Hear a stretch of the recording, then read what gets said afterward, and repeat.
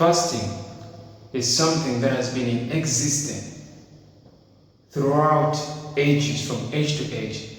Cultures, societies, nations have been practicing this act of fasting. They have been doing fasting, and they have different reasons as to why they have been fasting. But what is fasting? Fasting is defined as the abstinence. You're abstaining from something. In most cases, it could be food. You're abstaining from food. Or sometimes some choose to abstain from some other things like social media. You can choose to abstain from anything that you would like to abstain, that you have chosen. But how will I fast? That's the question. How do I fast? Because this word has been used in many ways, and someone wakes up in the morning and says that today is the day that I'm going to fast, or I'm going to set up these days or these hours that I'm abstaining from this. But how do you fast? The book of Isaiah, he describes the true fasting, how someone should fast. Because many of us, or many people, their idea and the way they perceive fasting is just abstaining from food and locking yourself in the house, staying there. But that's not how fasting should be. It is not about abstaining from food. Because if you abstain just only from food, that is, it's like you're starving yourself. It is not, that's not how fasting is. With fasting, the true fasting is, you should put a smile on yourself. You should go out and visit the sick. You should go out if there is someone who's poor, someone who has nowhere to stay. Give him shelter. If you find someone naked on the street, give him a cloth. If you find a destitute, feed them. That is how fasting should be. But we find that people lock themselves in their rooms for the whole day. He's fasting. But what about the people who are out there? Where is the love for the people who are out there on the streets? Because it has to be something that comes within your heart. Something that comes deep within your heart. And when you are fasting, do not just fast. Do not just set yourself away from food. But it should be accompanied with prayer. Jesus said that this kind of thing can only go by fasting and prayer.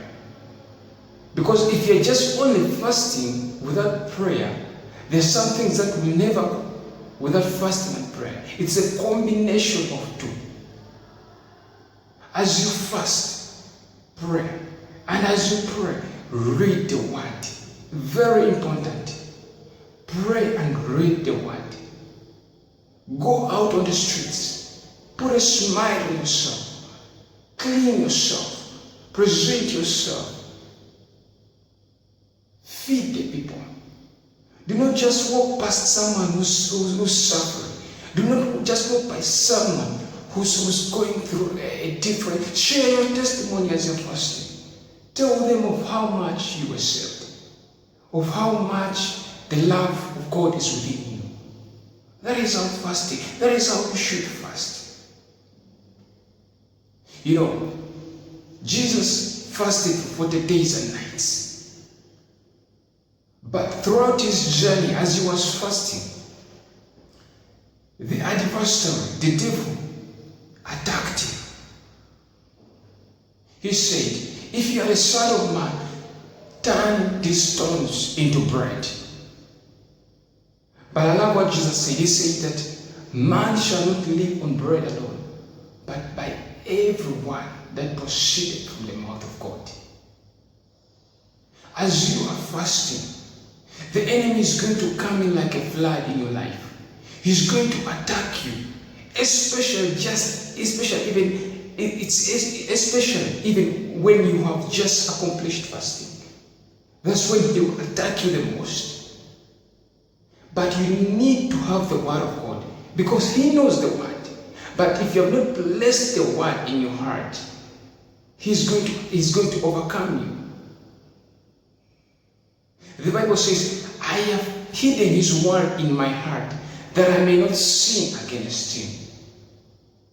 Have you hidden His word in your heart?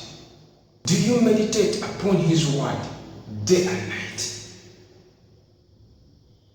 Because He's going to come in. Because someone may be asking a question that is very hard for me to fast. I find it very hard.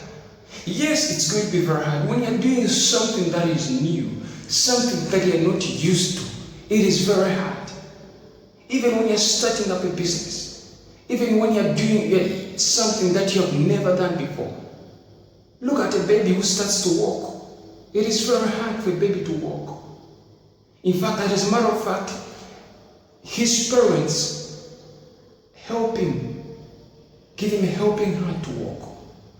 It's the same thing with fasting. It is very hard to some as you are starting it. And the reason, and one of the reasons as to why it's very hard, is because this is a spiritual warfare. You are fighting. You are in war with principalities. You are in war with rulers of this age. So they fight against you. So that's why it is very hard. Sometimes even when you pray, sometimes even when someone opens up the scriptures to read, it is very hard. You may find that someone finds it easy to read a Harry Potter book than it is to read the scriptures, because you are fighting against these entities, these beings, these spirits. The war is not yours. The battle is not yours. It is the Lord's. So as you fast, the enemy is going to come in like a flood.